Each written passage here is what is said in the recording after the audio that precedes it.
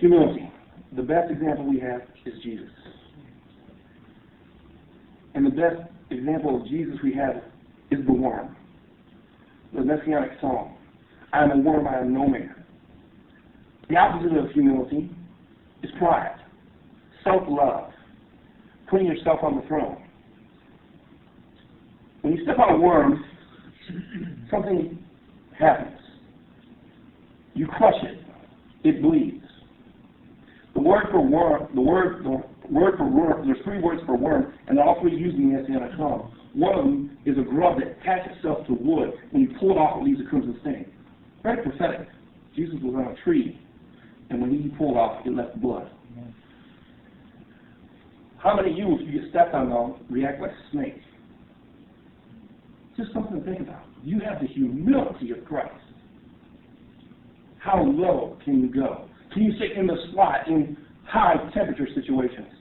When I was involved in this business, the couples used to joke about having high volume, low profit conversations, where the volume got high, talking about the voices, but there was no profit in it.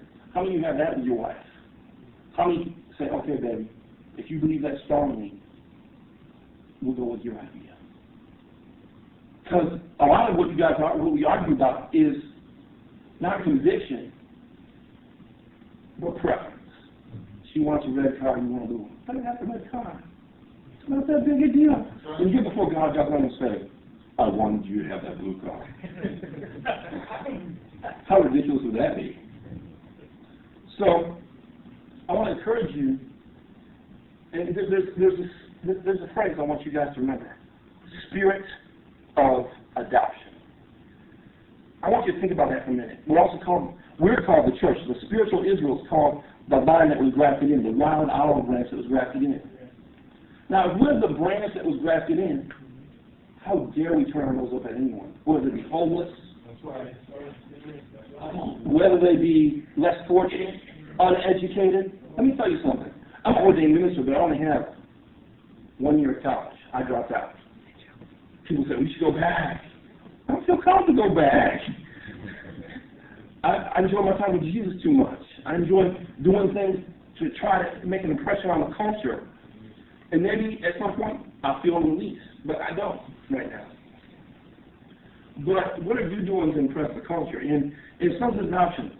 This is a hard one for us to swallow. What are we doing for the homosexuals? Actually, I don't want to call them homosexuals. Yeah, I do. That's what they're homosexuals.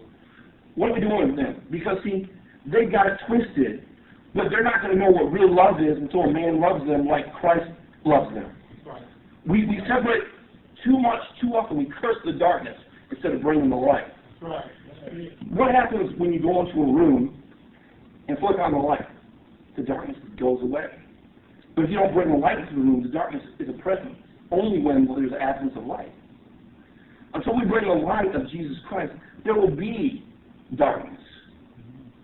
There will be problems. God has trained each of you to be problem solvers. You've got to stop looking at, I can't find a job. Oh, God, I'm going to pay my bills this month. Lord, what about this?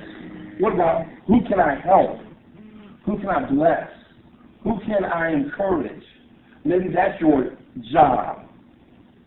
Too often we're worried about what we're into instead of what God's into. Because when you find, one of the reasons I'm here is because I found my passion. In your passion, you find your purpose in God's plan. And I'm passionate about getting the church straight about itself. Judgment must come to the house of the Lord first. That's what the Bible says. Because if you get the church straight, it can get the world straight. But until you can't get the world straight and then the church straight. And that's what we've been trying to do. We've been trying to say, you got to vote for this guy because he's supposed to be a better president because he's pro-life. Or you vote for this president because he has more social programs. No! Don't vote for any of them. Vote for Jesus as king in your heart. Give up and die to yourself in your own, because that's who the other person running is. If you don't vote for Jesus, you. And you made a mess of your life already, I know, because that's why you're here. Jesus is a better president of your life than you are. Let me try that over here. Jesus is a better president in your life than you are. Anyone here agree? I'm sorry. Let me explain who Bishop Arlington Boone is and who my church is. I'm probably one of 6 white people in my church. So I'd like a little feedback, please. A little bit of feedback. Please, just a little bit. I like people talking to me. I talk in movies. I'm one of those people, I watch a movie and be like, man, this is going to happen. And people look at me. I do that at wrestling events, too. And they look at me, and when it happens, they're like, how'd you know? Because it's scripted. My encouragement to you guys is this. Is if you walk in love and humility, and you serve one another, I can tell the people who put this together, that praise and worship band, I don't know who you are, but you guys are serious. You guys are serious. I come from a church that we're serious people, and I wouldn't say it just me trying to make you feel good, because I'm not into that. I'm not making people feel good. I'm into telling the truth. Got a few things. All truth is fixed, form, and universal. It is true in one area of your life, it will be true in the other. It is really truth. Love never demands its own way. It's true when you say you love your child and your wife, and when you love the Lord. True all the way through. If it's true love, you never demand your own way. The only reason why God can always demand his own way is because he's always right. And he's always righteous. I'd rather be righteous than right. Think about that one for a minute. See y'all. Because, see, if God took your decision above his, you'd immediately become God. He's the only person allowed to be self-centered. There's a teaching that I heard. I'm not going to go into that. How do you know, the brother who's here before me, I'm sorry, I just walked in, I don't know your name, bro. Brian. Can I have Matthew 13, I believe it was? Can I get those Matthew scriptures back up?